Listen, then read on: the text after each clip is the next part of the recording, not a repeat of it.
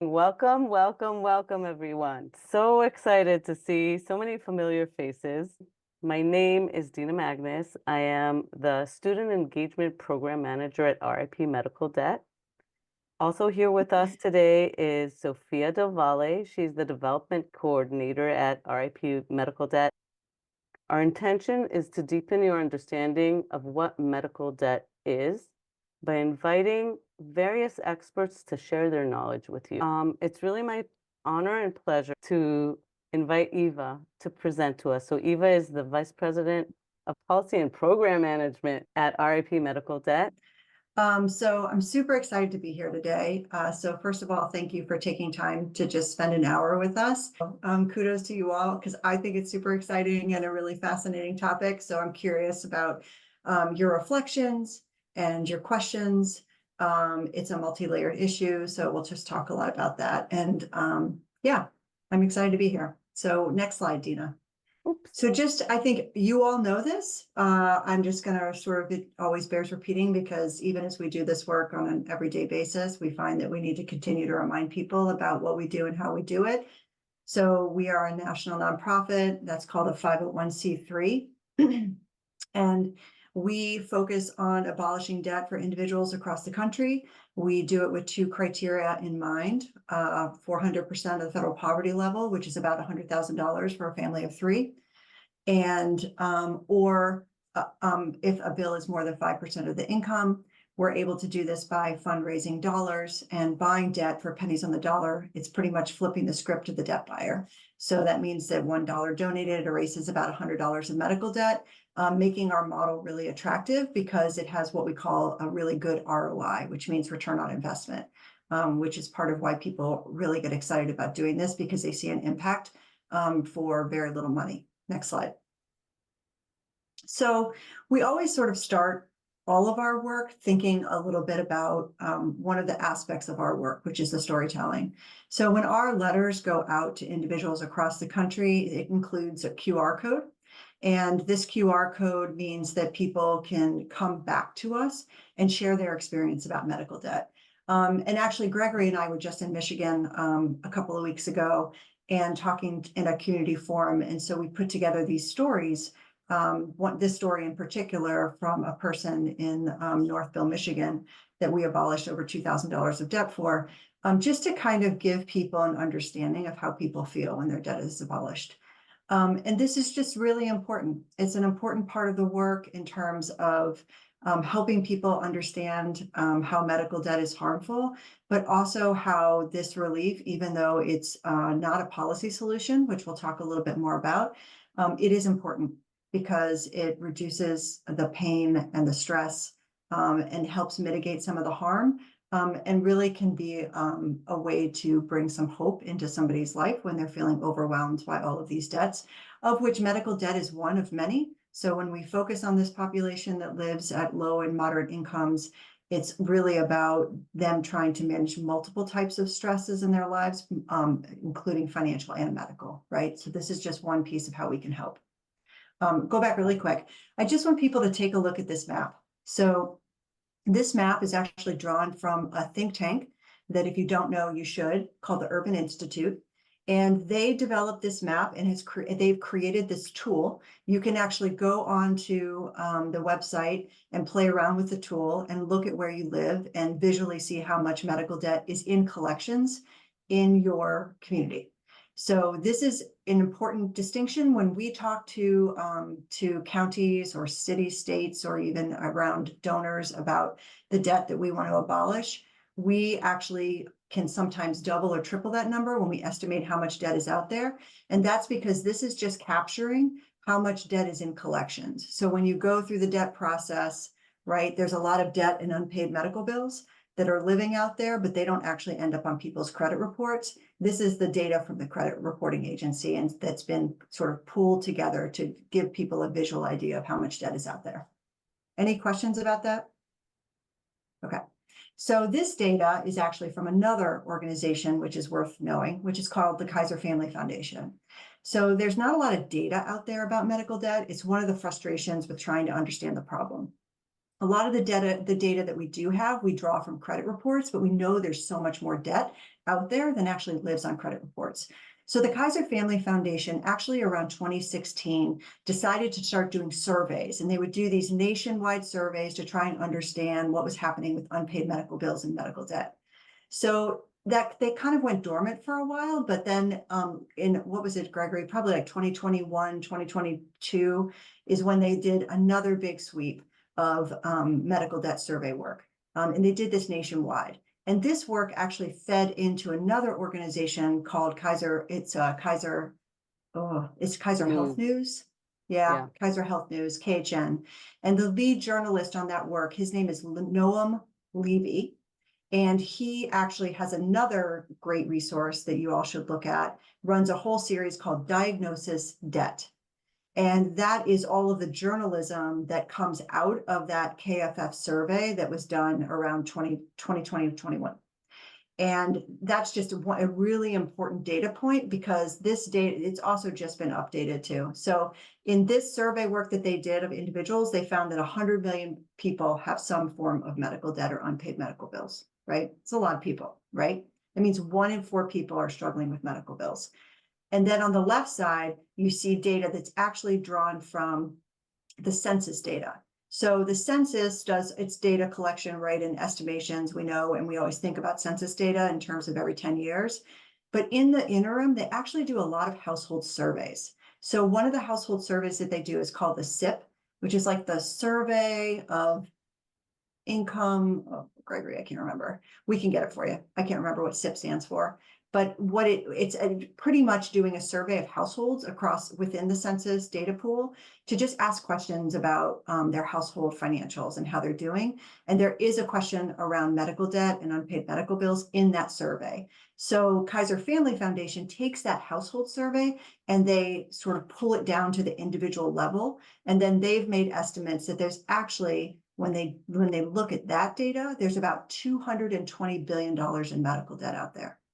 So like take a breath and just think about how much that is. That's crazy, right? And for RIP medical debt, we have abolished 10 billion to date, which we're so excited about. But think about that in sort of relative terms, right? 10 billion versus 220 billion that's living out there for people. So it's just kind of fascinating. And then in that donut, you can kind of see like, oh, well, what are the amounts that people typically tend to carry? And a lot of people have some significant debt, right? I mean, that is significant debt to be carrying around that affects your life in so many ways, particularly if it shows up on your credit card. Oh, thank you, Gregory, for popping that in there. Next slide. That's me. There you go. So then I thought, okay, who's my audience? So this is y'all. So take a look at a little bit about how medical debt affects young adults. Right. So I pulled some of the data, mostly actually drawn from the census around young people. They usually focus on people between 18 and 29. 26 is a big marker. Does anyone know why 26 is a big marker? What does 26 indicate in the United States? Does anyone know? That's how long you can stay on your parents' insurance. Right. So thanks to the Affordable Care Act, you all can stay on your parents' insurance until you're age 26. That's then you no longer have that option. And that's important because if you have parents that are willing to keep you on their insurance, right, that's like a huge cost for you. And it also keeps you really protected, because what happens is when you're young, you think you're invisible. That's why that's often they call young people the invincibles, right? And so this sense of invincibility means that you're going to look for the cheapest coverage. And there are clearly risks with that, right? And we'll talk about that. But it is interesting that young adults do seem to have more bills go into collections, but it also makes sense. When you're in your early 20s or when you're, just trying to start off, right, you make less money, right? Maybe your insurance is not robust if you're buying it yourself or getting it through your employer. And you don't have what we call the liquid assets. Like you don't have cash lying around that you're going to be able to pay an unexpected medical bill. So it's more likely that that bill would go unpaid, and then it would go to a debt collector, and then it would end up with a credit agency. So that's one of the risks for people that are young, right? And so that tends to dissipate as you get older, and then it tends to increase again when you get much older because you have health issues. And those are health issues that can be difficult to manage relative to your income or your coverage. Those are kind of the variables. So the sort of buyer beware of this story is to really think carefully about the type of insurance that if you have options, not everybody has options, and that's a problem, right? So, but if you have options, particularly to stay on your parents' coverage, that's a good idea. And then if you have to choose a health coverage through an employer, that you think carefully about the type of insurance that you sign up for. And there are lots of plans out there that will be advertised as we're really cheap, we're low cost, you're super healthy, you don't need good coverage. I mean, they won't say that, but they will keep the cost low for you. But the problem is you're always one accident away or an arm break or an emergency room visit away, right, from a big bill. Just to give you an idea, this is what it's funny. This year, my husband switched jobs and we got put in a high deductible health plan. Does anybody know what it means to be in a high deductible health plan? Sort of. Okay. So a high deductible health plan is when you pay a premium every month, and that premium is relatively low, a couple $100s, right? For a family in our case. But we have something called a $5,000 deductible. So that means that every healthcare visit after January 1st, we pay in cash until we have paid $5,000 before the insurance will help. So if my son has a cold and he goes to the pediatrician for a 15-minute visit, I write a check for $380. Right? So we're stacking up all of those visits until I can meet that $5,000 deductible, and then the insurance will start to help to pay me. There are ways that your employers can help, right? They'll give you some of the money, right, to help pay that deductible. There's a special savings account called a health savings account that you can put money away, and all of this gets really complicated. But the idea behind high deductible health plans is that it means that you're paying a really low monthly amount to have that insurance. But if you actually have to go to the doctor or go to the emergency room, that you have taken on the risk, which means that you have to pay those costs until you meet some threshold. And usually high deductible health plans are categorized as like anything over like $2,500 for your deductible.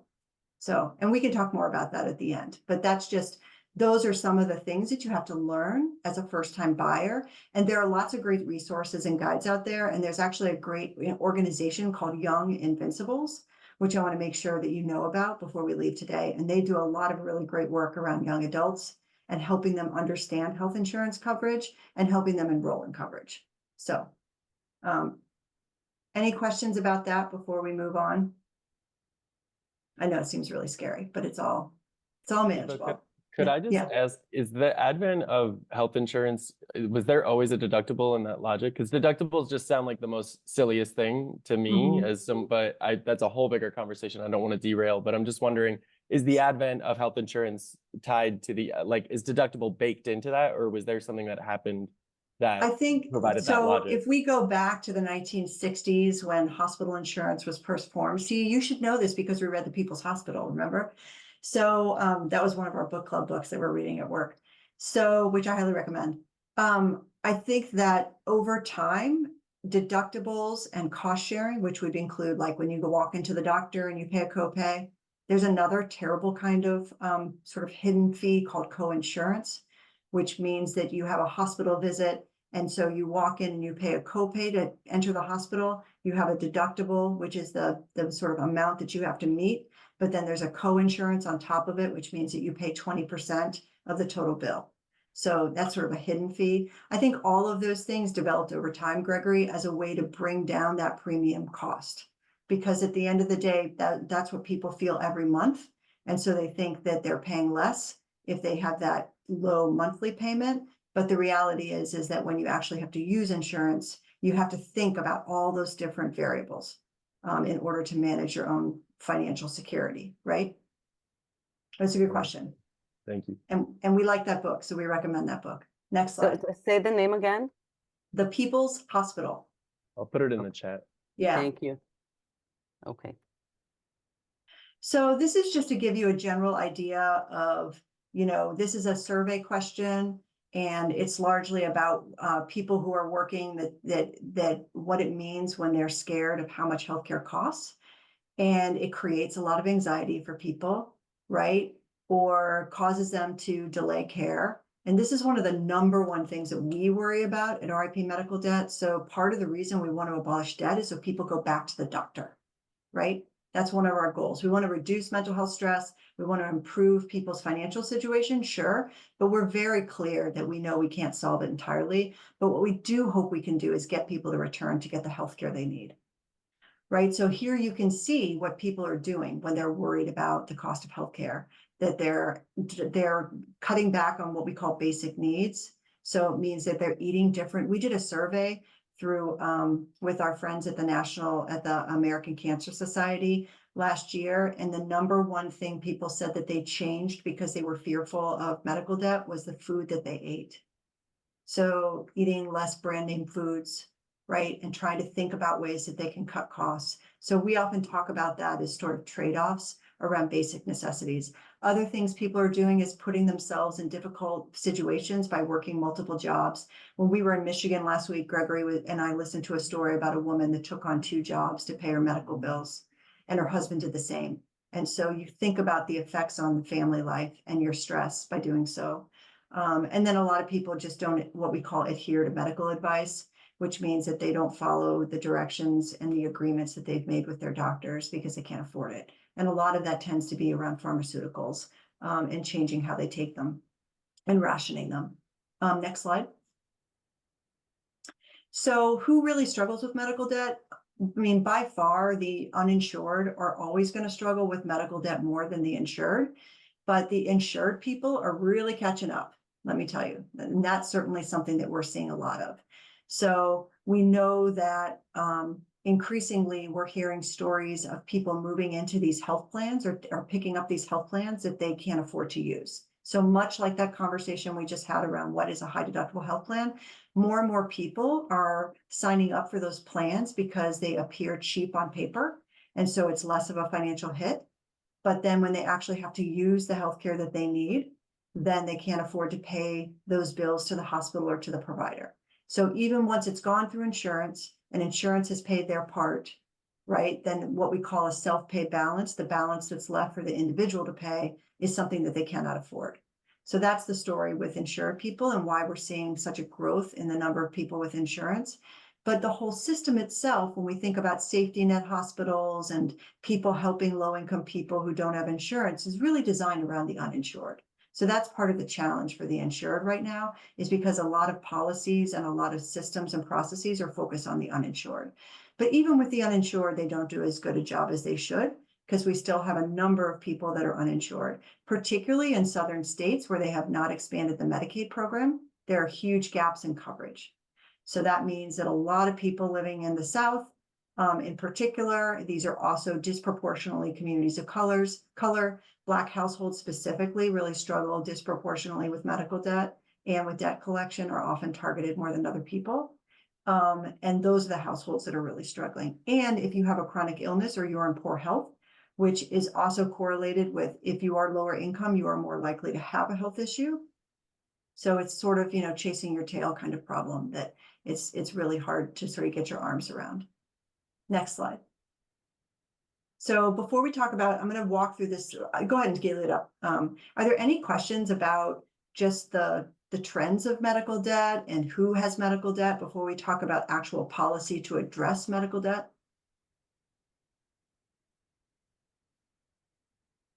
Wait, Feel free to let me yell, whatever. Valerie, can you unmute yourself? Yeah, hi. Did Can you you hear want me? to? Yeah. Oh no, I was just thinking right now. I was like, not at the moment. I don't think I have It's a questions lot to take in. Yeah. Yeah, so I'm processing, Okay. but very Process informative. away. Okay. I have So let's talk. a quick question, just because when you were talking about the size of debt and the $220 billion, Mhm. right? What is the just like trend around debt that is medical debt that's really credit card debt? That's a really good question, Dina. So we don't know, right? And we don't know because when you put your healthcare, say you pay your copay or you pay for your prescription and you use a credit card, that's no longer medical debt. That's financial debt. So what that means is that if you put that on your credit card and then you don't pay that credit card bill, when it gets reported to a credit agency because you didn't pay that credit card bill, it's reported as financial debt. It's not reported on your credit report or to the debt collector as medical debt. And so what that means is you have fewer protections because there are more protections in place around medical debt than financial debt. So it's really hard to understand nationally. And it's certainly a huge part of the conversation about why we need to limit access for, or at least put some controls around people using credit cards to pay for big medical bills because it leaves them unprotected, right? So but it is a really difficult question, and certainly something that's been raised by data scientists of wanting, like, Chase and JP Morgan to be able to tell us how much medical debt is on people's credit cards. And somebody pointed out the other day that when you get a credit card statement, it will often divide up how you spend, like, how did you spend this month? How did you do? You spent, like, 50% on social activities and entertainment, right? But then you could actually see, like, oh, well, you spent 20% on healthcare. So I think that it's an emerging area that people are talking about because there's so much activity in that space. All right, next slide. Does that answer your question? Yeah, and Okay. also just I think that there's the $220 billion worth of medical debt that we know of. There's just a whole other a whole bunch more hidden medical Yeah. debt, right? Yeah, and it is hidden. So this gets really, really, really weedy, and I'll do my best to sort of walk you through it. And we can just sort of talk about, what are the legislative approaches to address medical debt. But, the Affordable Care Act and between all the different coverage pathways. So when you think about what protects people from medical debt, well, what protects people from medical debt is having insurance coverage that is comprehensive and meets your needs relative to your income, right? So that you have the ability to pay the bills that show up on your doorstep, but you also have robust access to all the benefits that you need, right? And there have been several attempts to address this question. And the first, of course, is the 1960s that they passed Medicare and Medicaid. Medicaid is focused on low income people, and Medicare is focused on older people over 65. And those are what we call public coverage programs. So with the Affordable Care Act passed in 2010, there was an effort to expand access for coverage for people who were left out of those programs. They couldn't get coverage through their employer. I should also say that the majority of Americans get their coverage through their employer, right? So most people get their healthcare coverage when they start their job, right? And so a lot of protections are built, and we call that ESI, employer-sponsored insurance. So, but for everybody else, if maybe they're a gig worker, maybe their job is a small business and it doesn't offer insurance, they need to find other pathways to find coverage, right? So the Affordable Care Act set up marketplaces. These marketplaces exist in every state. If your state does not participate in a marketplace, you go through the federal marketplace. And that's the place where you might buy insurance. And the federal government offers you a coupon, it's called a subsidy, to shop for insurance based on your income. So that's one pathway to getting coverage if you can't get coverage through your employer. And then the other offer to states was, well, you can also expand your Medicaid program up to a certain federal poverty level. It was 138% of the federal poverty level. And if you expand your Medicaid program, then all those folks in the gap, we call it, those folks could access Medicaid that way. Now, a lot of states then decided we're not going to expand Medicaid. And the Supreme Court said you don't have to expand Medicaid. So it left a huge hole in the coverage system. So there are still 10 states that have not expanded the Medicaid program. So those 10 states have a lot more medical debt than other states for obvious reasons, right? Because they don't have a pathway to coverage. Whereas other states do better, but they still have a lot of people that are what we call underinsured. And underinsured means that you actually have health insurance, but you're not really properly insured. And so it means you're spending more or less, like around more than 10% of your annual income on healthcare expenses. So that means, like, you might be a person making $35,000 and you're paying $200 a month for your health insurance. And then you go to the doctor 2 or 3 times a year. And when you add up all those expenses, that's more than 10% of your income. And that means you're underinsured. You're putting too much of your income annually toward your healthcare expenses. We focus a lot on this population because this population is growing, and this population is ending up with a lot of medical debt. Medicaid, which is for low-income people below 138% of the federal poverty level. So, depending on, we can pull up at some point a chart of what the federal poverty level looks like in the country. If people haven't seen how to calculate that, this can be an important skill to know, because people talk in policy world in terms of FPL is what we call it. So those individuals have access to Medicaid, which for the most part, people with Medicaid coverage should not have medical debt. Some do, not okay, but in theory, they shouldn't. So does everybody feel like they have their arms around the concept of coverage? Okay. The reason I raise that is because the first sort of, pillar of mitigating the harm of medical debt is coverage. The second is really around when coverage doesn't work for you, or you don't have access to coverage, what happens? And this is when the Affordable Care Act said to hospitals, nonprofit hospitals specifically, you have a responsibility to help these people get access to care and not pay medical bills, but you can decide at what level. I know that sounds crazy, because it is. But the Affordable Care Act pretty much said to nonprofit hospitals, you have to offer something called financial assistance. Some people call it charity care. That's sort of a requirement. If you want this nonprofit status, which, by the way, to be a nonprofit means that you're not paying taxes. So these nonprofit hospitals are not paying taxes, and in exchange for that benefit, they're going to take care of people below a certain threshold. Most often, typically, this is around 200% of the federal poverty level. So if it really worked well, right, you would think there shouldn't be anybody uninsured under 200% of the federal poverty level that has medical debt, right? If this actually worked, they shouldn't have medical debt. We purchase a lot of medical debt under 200% of the federal poverty level. And that's because people are falling through the cracks, or they're not accessing financial assistance properly through the nonprofit hospital, or they're going to a for-profit hospital that doesn't have to follow by the same rules, or they're going to doctors that don't participate in financial assistance as a part of the hospital arrangement. So there are lots of holes. So that's sort of one part of the problem. And then the third pillar is sort of the debt space. And this is around debt collection. So how are we helping and protecting people with medical debt, what we call downstream? So they've already accrued the medical debt, right? They've left the hospital system and they've taken on these debts, and we'll go back one, there you go. And they've already taken on these debts. And this pillar is really about how do we protect people from really what we call extraordinary collections actions. So should these people be sued? Should we take their homes? Should we take their cars? Should we garnish their wages?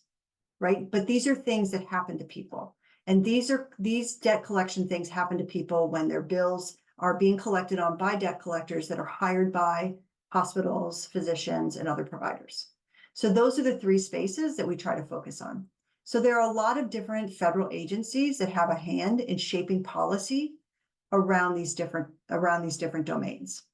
So one that's really important is called the Consumer Financial Protection Bureau. The Consumer Financial Protection Bureau oversees debt collectors. And this has been really the focus area of this administration in how they want to protect people from medical debt. So, and part of it is because there's a difference in policy between passing laws and regulating laws. And so this is an area where laws have been passed. There's no legislative work to do, which means Congress does nothing because Congress does nothing, right? That's our current state of play. So the administration, the Biden administration, is looking at what can I do to help people with medical debt that doesn't require me to pass laws? And the answer is it's called administrative work. And on this side, that means that agencies that sort of sit under the executive branch are tasked with finding solutions for people with medical debt within their sphere of authority. And one agency that's doing this is a Consumer Financial Protection Bureau that's tasked with regulating, with monitoring, that overseeing, right, debt collectors. And so they've been thinking a lot about, like, how do we make sure debt collectors are not chasing people around debts they might not owe? how do we make sure that medical bills are correct? How do we make sure we're really protecting consumers at every turn against these sort of really egregious collection efforts that can be harmful? So they have taken a bunch of steps. They've published a bunch of white papers, and they've developed, actually, Gregory, can you pull up the website for CFP, Google CFPB and medical debt, and they should have their own page, and they instruct consumers how to file complaints. So they're working downstream, but it's an area of policy where they're trying to influence how people are affected. One thing that they were able to do is there are the national credit reporting agencies. They're called the NCRAs. So these are the big credit agencies that monitor you. And so you might hear from your parents at some point, you should open a credit card because you want to build a credit footprint. So when you're in college, you often maybe get a credit card for the first time. And part of that is to be able to build the habit of using the credit card and paying it on time, because what you're doing is you're building a credit footprint. So later on, somebody would lend you money to buy a car, lend you money to buy a house. If you don't have a credit footprint, you can't get access to that credit. So what they've done is with these national reporting, these credit agencies, is they've told them, we're no longer going to report medical debt under $500. So if you owe $500 to, a big hospital, that's not going to go on your credit report. That's essentially what they have pushed. The CFPB has pushed these credit agencies to do.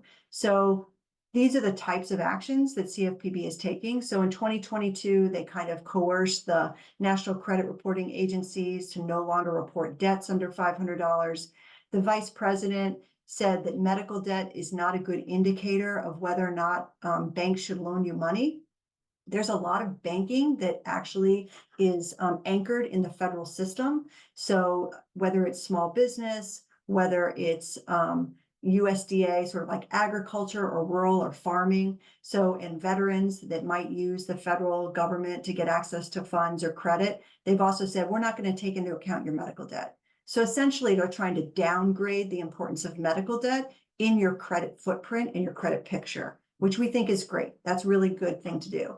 Then in 2023, there's more of this. So there are a lot of advocates that came together in 2023 that worked to say to the CFPB, this is great work. You need to also say you can't put any medical debt on people's credit reports, full stop. So then there become arguments and probably some lawsuits. Does the Consumer Financial Protection Bureau have authority to do that? But I do think in 2024, we're going to see some feedback from the Consumer Financial Protection Bureau that will pull medical debt from credit reports, which is a really big win. But you can see that it took like 3 years at a minimum of advocacy to sort of work with these agencies and to position them to make this decision. So the other thing that the Biden administration has done at the federal level is to ask for information on how harmful medical credit cards are. So that's something called a request for proposal, called an RFI. So the federal government pushes out sort of a memo to the nation and says, we want to know about your experiences with medical debt and credit cards. And so then people have 60 days to put in comments. So that's another way that people do advocacy. And so that they submit their comments, they let people know about their harm, and then it's the job of the federal government to read through those, and then they're supposed to use those comments to guide their policymaking on what we call the administrative side. And then finally this year, another interesting move is asking a different agency to participate in helping mitigate the harm of medical debt, and this is the IRS and Treasury. So when a hospital gets what we called, I explained to you before, a nonprofit status, which means they don't pay taxes, they're actually under the umbrella of authority of the IRS. So the request to the IRS is you need to audit those hospitals more. You need to see if they're doing a good job on that second pillar we talked about, financial assistance. So that work is also underway. So that's just a snapshot of like all the work that's happening at the federal level. But I think the big takeaway is a lot of the work is happening on the executive branch side, which means that it's happening within the agencies that fall under the administration. It's not happening actively on the congressional side. And I think you probably all know and read the news enough to know why, because nothing really is getting done. Right. And so getting attention and thinking about building momentum to pass laws in this space is really difficult right now. But there's a lot of conversation. But let me pause and see. That was a whole lot to think through for federal policy, but hopefully it gives you a little bit of a flavor. But I think the big takeaway is to understand that, you know, there are different pathways to policymaking and to changing policy, and it can happen on what we call the regulatory side, where there are no laws passed. We're using existing laws, and it's how we interpret them, versus Congress, which is passing laws. Okay. I have a Next slide. quick- Oh, Oh, Valerie. so sorry. Oh, I wanted to just kind of ask to just like a confirm again when you mentioned that the FPB, like they advocated to no longer have like your credit card reports say that you're have medical debt under $500, and like the goal is to have it eventually, maybe eventually not have it said there at all. Can you just repeat, is that just supposed to help so that there's no medical debt collectors like trying to chase those people, or so banks can't not like refuse, like have a reason to refuse you? Can you explain Exactly. Yeah. the importance? So the importance of that is when you take the medical debt off the credit report, that it means that it should improve your credit score. So, and the credit score is what determines whether or not somebody will lend you money, right? So if I, you know, if I apply for a credit card and I have a really lousy credit score, right, or I have a really good credit score, that we're going to pay different interest rates, or I'm going to have different access. So the better your credit score, the more access you have to capital, the more access you have to opportunity, right? Because in this country, you need credit to be able to do the things you need to do, right? So that's how it's all tied in. So when you get caught in a cycle of a bad credit score that's harmed by medical debts on your credit report, then that's hard to get out of, right? So our goal is that we're helping by abolishing debt, but we're also removing those medical debts from your credit report, which hopefully over time will give you opportunity to better improve your credit score, which then will help you sort of move to the next opportunity or have, you know, get the next loan that you might need. And some of the stories we actually get back are people like, oh my gosh, thank you. You improved my credit score. I can now get the car loan that I needed. And that's why it matters. Thank you so much. Next slide.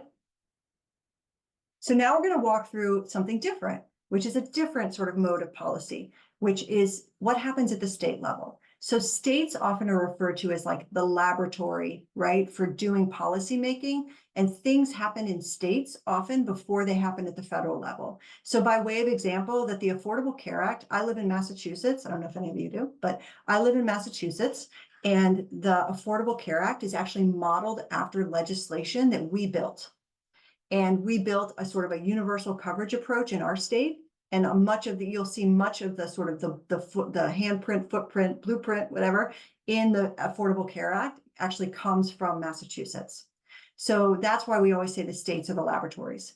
So what's happening in states is really exciting, and we'll run through some different ways that they're taking action. So remember, we said that there are those different pillars, right? There's the making sure people are covered. There's making sure people have access to financial assistance when they don't have adequate coverage or no coverage. And then there's the downstream pieces of harms around debt collection and those terrible sort of egregious things that happen to people when they have debt. So what states are doing is they say, well, forget you, federal government, like we can do stuff now. So we're going to see what we can fix. So on the financial assistance side, what states are doing is there's just some themes for you. So they're making sure that people under a certain income all have access universally to financial assistance. So remember that the Affordable Care Act said to nonprofit hospitals, you have to have a financial assistance policy, but we're not going to tell you what it's about. Well, states are saying, well, we're going to tell you what it's about. It's about making sure that people under 300% of poverty all have access to financial assistance. I think that's the state of Washington, right? So every state is sort of thinking about where were there holes left by the federal government, and where can we be creative and help fix this problem? So that's one thing they do. Another thing states are doing is like mandating that people are screened for financial assistance, like all patients, not just uninsured patients. So when you walk into the hospital, you know, if you have insurance, then people just assume you can pay. Well, maybe you can't.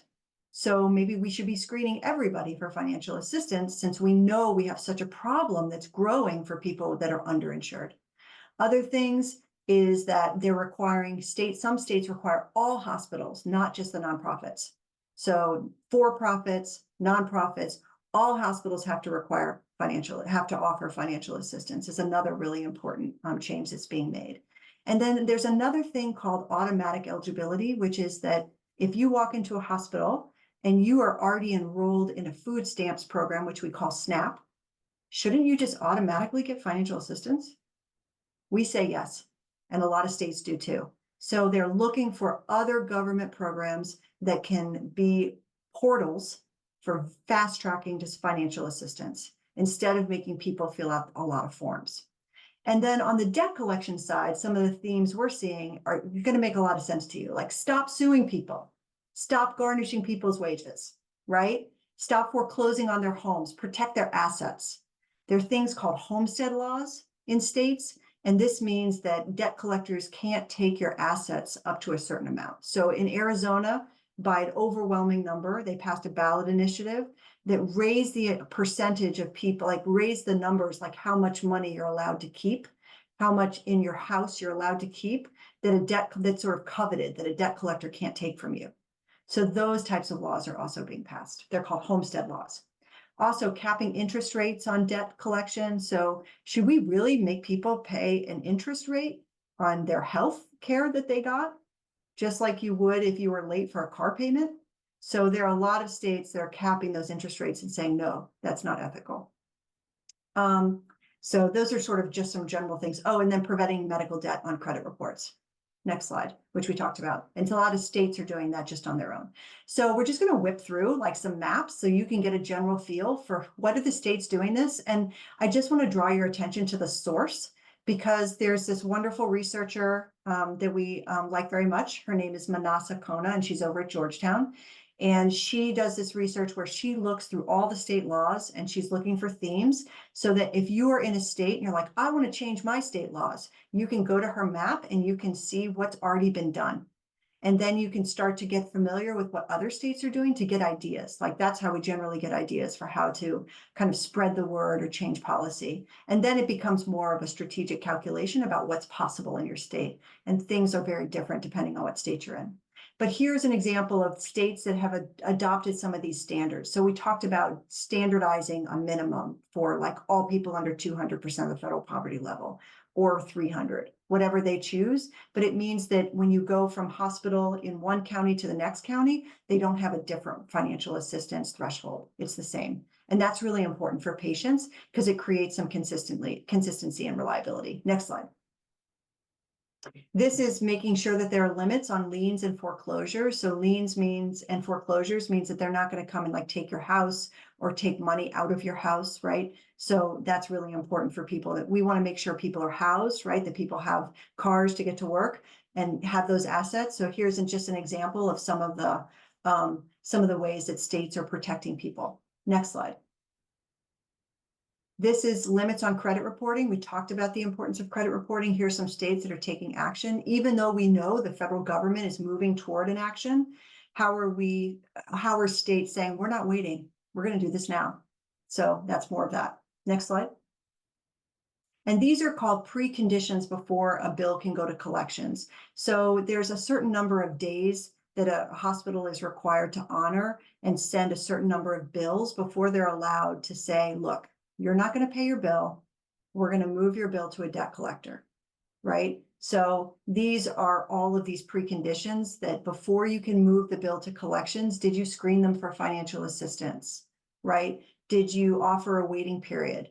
Did you, offer a reasonable payment plan? Those are just some of the ways that states are trying to protect individuals before they move to debt collections. Next slide. And then we talked about these policy domains. I actually should have put them much earlier in the deck, but this is just these sort of general pillars and domains that we really focus on at RIP Medical Debt. So when we talk to beneficiaries, we carry these stories to lawmakers, and we're helping trying to steer and influence some of the policy decisions that they're making by giving them information, essentially, and educating them about the harms of medical debt and where we see clear opportunity that they could make things better for people. Next slide. So this we can just whip through really quick. I talked a little bit about Noam Levy's work at Diagnosis Debt, and there's the KFF Health News sort of icon, but you can see that what he's done over the past couple of years is really create a beautiful sort of arc of stories to really help educate people about the harm of medical debt. It's a really great resource if you want to learn more. And actually another great resource too, and Gregory's being my wonderful helper today. Why don't you throw in Arm and a Leg, that podcast? That's a great one too. Next slide. But we did this work actually last year with our friends I said at Cancer. And this is just an example of some of the questions that they answered. So nearly half of people who have medical debt feel trapped, right? Think about that stress on your chest and how that feels. A lot of people feel like they could never pay it off. There are a lot of issues around shame and embarrassment. A lot of people just even like compartmentalize it and block it and just never even remember that they had it. And it also still remains the #1 source of bankruptcy. And people feel distraught, like their life is ruined, which is really terrible. Medical debt's the only debt I think was just really interesting because I know probably a lot of you are also interested in student debt, but it's actually medical debt is the only one where people blame the institution and not the person, which is an also just interesting finding, right? And that I think on the right-hand side too, like look at that strong agreement that people with medical debt are not to blame for it. It's really about the health industry itself prioritizing profit over people. Next slide. And then most people are struggling with healthcare costs they can't pay, and they're making really tough decisions. We talked about that in the beginning in the Kaiser Family Survey. Our survey just reinforces these findings, right? They're really concerned about using the healthcare system. It would send them into debt. They can't afford these bills. They're making trade-offs. And what's really scary is 1 in 5 people don't go back to the doctor because of medical debt or money that they owe, and they're fearful. Next slide. And that's it. There we go. So I know that was a lot, but I welcome questions, and I know it's a lot to process, so you can always come back with them. Yeah, and feel free to just jump in with questions. I know it's like, let's process first, right?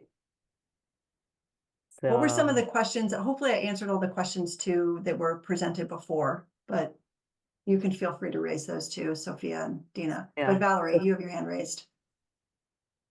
Yeah, I just this kind of goes back to like my previous question that you did answer. Just because I'm not super educated on all these things, so this was a really great talk because it was a really good introduction for myself. If the medical debt is no longer just like on the credit card report, where does the bill like go, or is Live? it kind of, say that again? Yeah. Where does it live? Yeah. Yeah. So at some point, and we could also talk about this with Dina, like you have to understand like what's the life cycle of a medical bill. So like the medical bill moves through the once you go through registration, you register when you go to see the doctor, they ask you for let's say you're insured, you go through your insurance, then you get your healthcare service, and then the insurer is billed and shown a set of codes. So they determine how much is the part that they owe to pay. And then they pay that provider. And then there's a balance. So let's say, for example, that my child goes to the doctor and has a procedure. Say, oh, let me think of my youngest child. Okay, my youngest child breaks his arm. We go to the doctor and we go to the emergency room. And then afterwards, after he's received the service, I've gone to registration to give them my insurance information. I get home, I get a bill.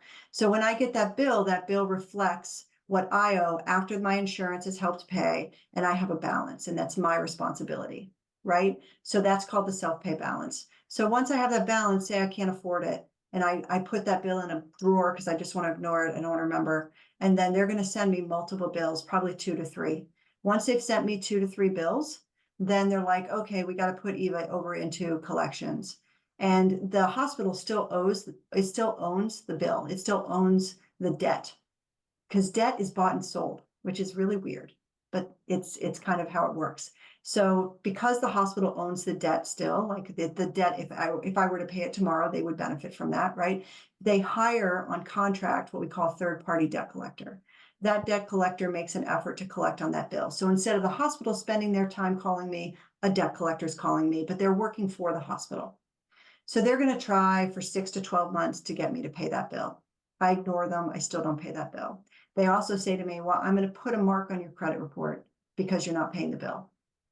So that's called an extraordinary collection action. So they will call the credit agency and they will put my medical debt on my credit report that shows that I'm delinquent in paying that bill. That in turn will lower my credit score, right? And so they'll keep calling. And then, you know, say I never answer and I just say, fine, I'm just going to ignore it. I'm going to pretend it's not there and I'm going to go on living my life. So if I decide to do that, I'm living with the stress of knowing that I owe that money. I never paid it and it lowered my credit score. And what happens for the hospital is that the debt collector goes back to the hospital and says, we couldn't collect on it. And so they put it on what they call their bad debt accounting, which means that they get a write-off. So at the end of the year, when they do their taxes, they make it known how much money they didn't get paid that they expected to get paid. They said, we expected Eva to pay us this year, but she didn't pay us. So we're actually going to write off that loss. But they don't tell me that, right? And I still have that credit mark. And I still, so I still go on living, but I will no longer be contacted by the debt collector, but I might not go back to that doctor again because I feel like, oh, I owe that doctor money. I can't go back there. Does that make sense? And then what happens though, when you say, what about the other bills that maybe if they're not reported to the credit agency, where do those live? They live in accounting books, but they also live in people's minds because they think that they owe that money. And so that's why we're really focused on explaining to people what we do, because we're giving people relief, right? And our hope is that then they'll go back to the doctor. So whether or not they get that bad credit score, it can matter. It still affects a lot of people, but we're seeing less and less medical debt going on people's credit reports. But it's still impactful. It's worth doing the life cycle of the bill because we'll go more into depth. It's a crazy debt is a crazy world.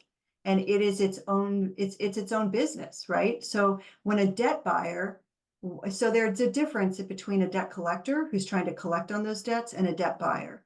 So debt buyers will go to a hospital after the debt collector has done its attempts to get the bills paid.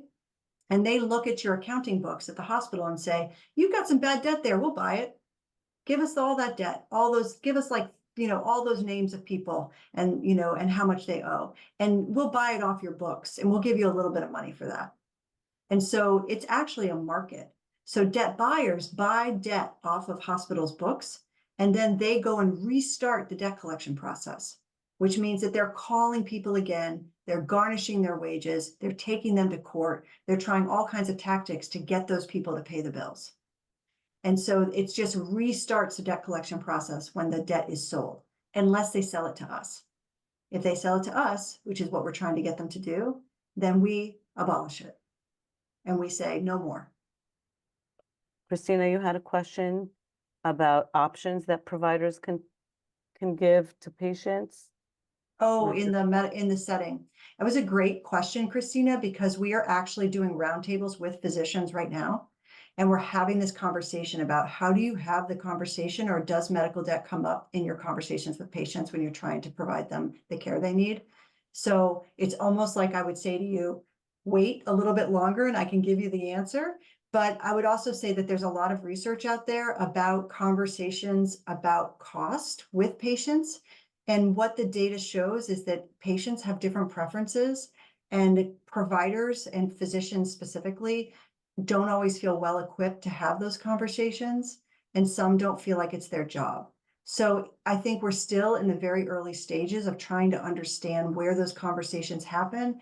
I think our goal is, how do we help physicians know who to ask if they don't want to be the person to have that conversation, and know how to raise it to make it known to the patient that they have options to have the conversation. So we're in the process, which we hope by this summer we will have developed a toolkit for physicians to build physician champions to really battle the issue on medical debt. And we should have some more by then, but it's a really hot topic because people are starting to talk more and more about how medical debt is undermining the patient-physician relationship. And so that the idea of physician trust is definitely a super big issue right now. But I think for a newer generation of physicians, you got to know it. Like this is the disaster of our healthcare system.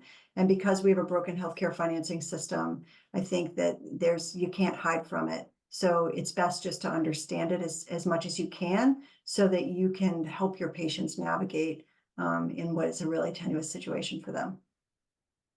So, I mean, part of the reason that I joined RIP was that there was this whole disconnect between like the billing department and physicians, and Yeah. you don't really get the education in school to bridge that gap. So Yeah, and we're actually starting another project, which is about trying to connect revenue cycle people to sort of, the population health people within hospital systems that are really focused on social determinants of health and health equity leaders, to really begin to sort of build a communication line, so that even though they have different goals, that you need to find a way to both, I get that you need to maximize revenue to keep the hospital running and people paid, but you also need to maximize patient experience.